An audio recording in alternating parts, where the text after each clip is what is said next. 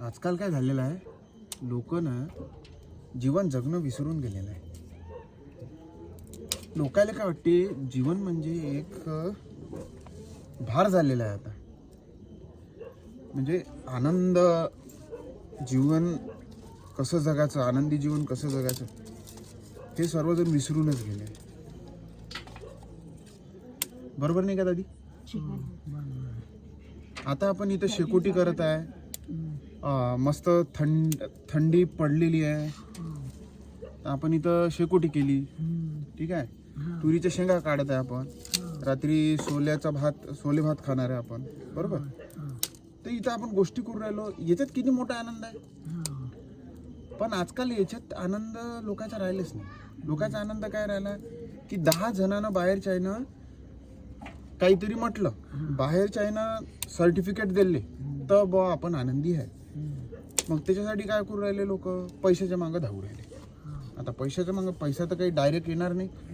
मग पैशाच्या मागं तुम्ही धावाल तर तुम्हाला तुमचं आनंद, तुमची शांतता मनाची, हे तुम्हाला विकायला लागेल ना. त्याच्या बदल्यात तुम्ही पैसा जमा करू राहिले आणि त्या पैशानं मग तुम्ही गोष्टी विकत घेऊ राहिले, काही लोकांना दाखवू राहिले. लोक तुम्हाला वरवर फक्त तेवढ्या पुरते म्हणू राहिले का अरे वा वा वा मस्त घर घेतलं, अरे वा वा वा मस्त गाडी घेतली, अरे वा वा वा मस्त नेकलेस घेतला, अरे वा वा वा मस्त अंगठी घेतली. तेवढ्या पुरतं तुम्हाला चांगलं वाटू राहिलं. पण खरा आनंद त्याच्यातून भेटू राहिला काय? नाही भेटू राहिला. पण तो पैसा, ते वस्तू घ्यासाठी तुम्ही तुमचा आनंद किती विकला त्याचा हिशोब तुमच्याजवळ आहे नाही. म्हणजे तुमचा आत्मा तुम्ही विकला, पैसा जमा केला, बरोबर. असं आहे. म्हणजे काय हाती आलं, काहीच नाही. माया भेटली नाही ना राम भेटला. आता आपण जे इथं आनंद घेत आहे, या आनंदात राम आहे. कारण हा एकदम सहज सोप्या पद्धतीचा आनंद आहे आणि असे सहज सोपे साधनं लय आपल्याला उपलब्ध आहे. आपल्याला तहान लागली, थंडगार पाणी प्यायला भेटलं, किती आनंद आहे त्याच्यात. आता इथं मस्त थंडी थंडी हवा आहे हिवाळ्याची, त्याच्यात आपण गरम गरम शेकोटी आहे. हा एक आनंद आहे, सहज आनंद आहे हा, बरोबर आहे. हा आपल्याला उपलब्ध केलेला नाही. याच्यासाठी लाखो करोडो खर्च करायला लागते का? नाही करत. पण हा आनंद विसरले आहे लोक. एकमेकाला शिव्या देणं, एकमेकाच्या चुगल्या करणं, एकमेकाला खराब म्हटणं, याच्या त्याच्या चुगल्या करणं, याच्यात नाही जास्त आनंद आता लोक शोधत आहे. तुझं काय म्हणणं आहे अंकिता याच्यावर? हा, म्हणजे याची जाणीव झाली पाहिजे सर्वांना की आपल्यामध्येच एक देव आहे. अकारण आनंद, कॉजलेस हॅपीनेस जे म्हटल्या जाते, की आपल्या अंदरच देव आहे. देव तुम्हाला शोधायला कुठे इकडे तिकडे धडपडत करत नाही. कारण 2 व्यक्ती राहते, ठीक आहे. 2 व्यक्ती एकमेकाला शिवाय देऊ राहिले, एकमेकाची बुराई करू राहिले, हा खराब आहे, यानं असं केलं तसं. आणि तेच 2 जे व्यक्ती आहे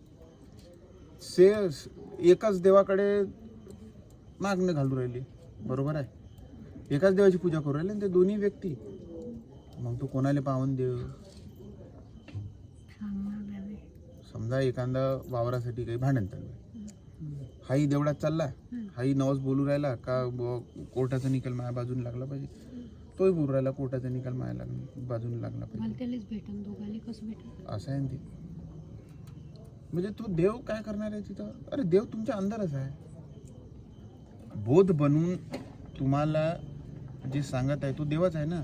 जो चांगला विचार करून त्याला भेटेल. बस जो बोधपूर्वक विचार करणं, जो फक्त प्राणी राहून, फक्त शरीर आणि मन राहून विचार करणं, त्याच्या अंदर अहंकार आहे.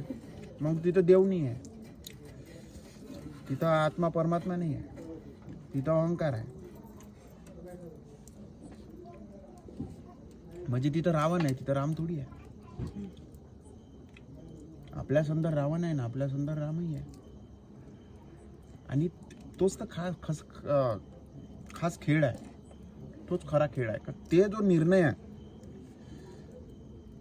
तो निर्णय करण्याची क्षमता तुम्हाला दिलेली आहे देवानं. तुम्ही त्या रामाला निवडता का तुम्ही त्या रावणाला निवडता, त्याच्यातनी देव हस्तक्षेप नाही करत. त्याच्यात जे समजा आपण एक कृष्णत्व म्हणतो, ते कृष्णत्व त्याच्यात मी तुम्हाला हे नाही करत. तुम्ही अहम आहे, तुम्ही अहंकार आहे. तुमचा अहंकार तुम्ही रामातनी स्थित करता का रावणातनी स्थित करता, हे तुमच्या हातात आहे. म्हणजे त्या अहंकाराच्या हातात आहे. अहंकाराला रावणातनी स्थित होऊन जर आनंद भेटू राहिला असेल तर ठीक आहे बा, तिथं जबरदस्ती नाही आहे. तिथं तुम्ही अनुभव करा, तुम्ही स्वतः अनुभव करा. तुम्ही रावण बनून जगा, चांगलं वाटत असेल तर जगा, आनंद भेटत असेल तर जगा, काही हरकत नाही. तुमचा अंतरात्मा तुम्हाला सांगते, तुम्हाला राम बनून आनंद भेटू राहिला का रावण बनून भेटू राहिला. तुम्ही जर रावण बनून एखाद्या व्यक्तीला पाहत असाल जो राम बनून जगू राहिला, तर तुम्हाला वाटेल की तो खूप दुःखात जगू राहिला. कारण की तुम्ही रावण बनून जगू राहिले, तुम्ही एक प्राणी बनून जगू राहिले, तुम्ही एक अहंकार बनून जगू राहिले. म्हणून तुम्हाला रामाचं जीवन कठीण वाटेल, दुःखदायक वाटेल. पण तुम्ही राम बनून पहा, तुम्हाला वाटेल की राम बनून जगण्यातनी जेवढा आनंद आहे तेवढा आनंद कायच्यातच नाही आहे. रावण बनून जगान तर जीवन बोझील होऊन जाईल. राम बनून जगाल तर जीवन एकदम सोपं बनून जाईल. म्हणजे तुमच्या अहंकाराचा, तुमच्या मीपणाचा तुम्ही त्याग केला. आता तुम्ही तुमचा जो जीवनाचा रथ आहे तो रथ रामाला देऊन दिला, तू चालव. आता आम्ही नो टेन्शन आहे. आणि तुम्हाला रामावर विश्वास असला पाहिजे. त्याला श्रद्धा म्हणतो आपण. आपण म्हणतो ना की बाबा देवात श्रद्धा असली पाहिजे, देवातनी श्रद्धा ठेवा. तर देवातनी श्रद्धा ठेवणं म्हणजे काय, की तुमच्या अंदर जो राम आहे त्या रामावर विश्वास ठेवा. रामावर विश्वास ठेवा, त्याला ते रथ चालू द्या तुमचा. तुम्ही निश्चिंत रिलॅक्स राहा, मागं बसून चिल आउट करा, त्याला चालू द्या. जसं एखादा लेकरू कसं मायबापाच्या कडीवर असलं तो निश्चिंत राहते, त्याला माहिती बरोबर नाही येणार आहे. तसंच तुमचा अहंकार तुम्ही स्वाहा करून द्या. यज्ञ जसा हे यज्ञ इथं चालू आहे, आता याच्यात मी हे स्वाहा करतो, हे असा तुम्ही तुमचा अहंकार स्वाहा करून टाका. त्यालाच यज्ञ म्हटलं गेलेलं. स्वाहा, माझा अहंकार मी स्वाहा केला. आता राम जसा चालू आहे तसा मी चालीन. मग तुम्हाला काय टेन्शन आहे, तू कुठेही नेऊ. लेकरू जेव्हा मायबापाच्या कडेवर जाते तेव्हा ते लोड घेते काय, पाहिजो बरोबर चालजो, बरोबर येऊन जो, जिथं नेशीन तिथं ने. हां, त्याला म्हणते श्रद्धा. तशीच श्रद्धा आपल्यावर असं पाहिजे. नाही तर मग जीवन बोजील. अरे हे व्हायचं आहे, अरे ते व्हायचं आहे, अरे इथं प्लॉट घ्यायचा आहे, अरे तिथं घर बांधायचं आहे, अरे तिथं हे करायचं आहे, अरे तिथं ते करायचं आहे. जीवनभर अरे त्याचं लग्न व्हायचं आहे, अरे त्याला पोरगी नाही भेटू राहिली, अरे तिला पोरगा नाही भेटू राहिला. हे याच्यात या जमेल्यात नाही अटकले तुम्ही, आयुष्यभर याच्यातच अटकून राहिला. जीवनाचा जो अमृत आहे ते तुम्ही कधीच नाही पिऊ शकणार. म्हणून तर म्हणते ना संत लोक की मलाई संतायला भेटलेली आहे जीवनाची. मलाई रई लावल्यावर जे क्रीम असते ना, काय म्हणते त्याला, लोणी लोणी लोणी, ते संतायला भेटलं.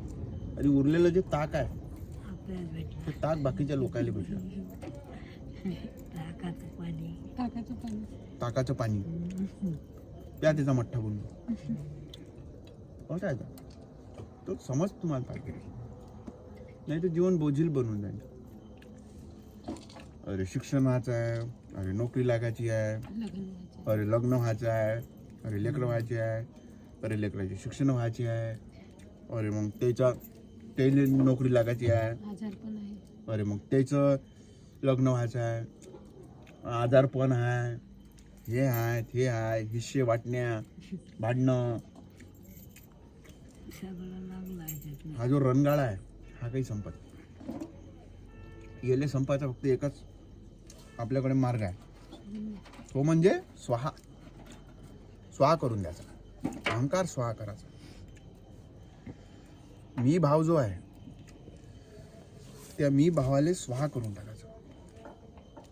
नाहीतर तुम्हाला तो मी भाव जगू देणार नाही. तो इथं बसू देते का मग असा शांततेनं? बसूच नाही देत. अरे उठ म्हणते बा, हे काम बाकी आहे, हे काम बाकी आहे. कुठं तू जीवनाचा मजा उठू राहिला?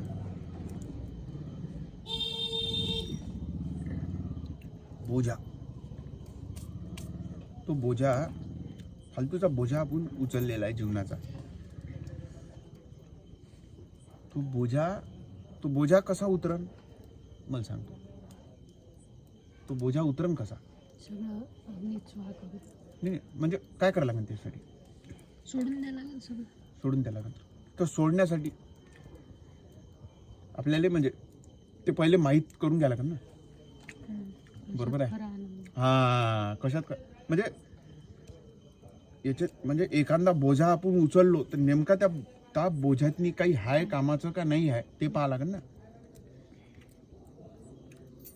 तर संतांना आपल्यासाठी लिहून ठेवलाय त्याच्यातनी पाहा लागते. कारण की एखादा व्यक्ती आहे 50-60 किलोचा बोझा उचलून चालला, त्याला एखाद्याने सांगितलं का बाबा याच्यातलं किमती वस्तू आहे, म्हणजे जे आपल्याला संसार समाज सांगते भाऊ त्यातनी किमती वस्तू आहे, बरोबर ने जो कुठे सांडू नको, काही नको.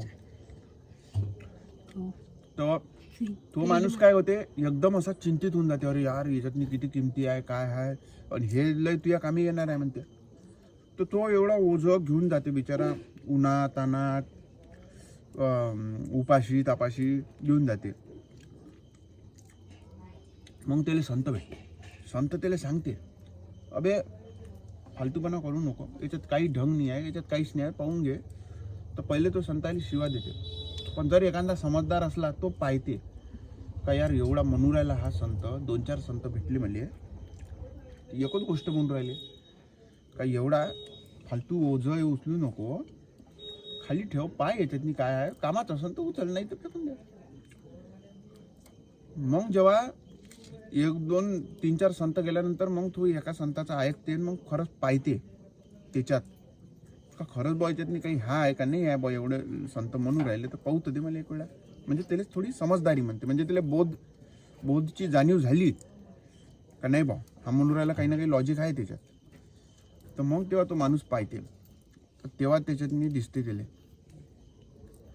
कोळशे, झिलप्या, कचरा, जुने कपडे फाटले फुटले, जुने टायरी चपला खराब झालेल्या फाटल्या फुटल्या. मग त्याला समजते अरे यार काय मी घेऊन फिरू राहिलो होतो. मग तो समजदार व्यक्ती काय करते, तिथंच फेकून देते गाठोड द्या म्हणजे मोकात. रिलॅक्स, मस्त रिलॅक्स जाते, मस्त मग जेवण बिवण करते तिकडं, पाणी बिनी पित्या, मस्त आनंदात बढिया हात हलवत जाते. जीवनाचा आनंद घेते. तोच एखादा बयाड असला तर मग तो तेच जुने पुराणे लोहा लोखंड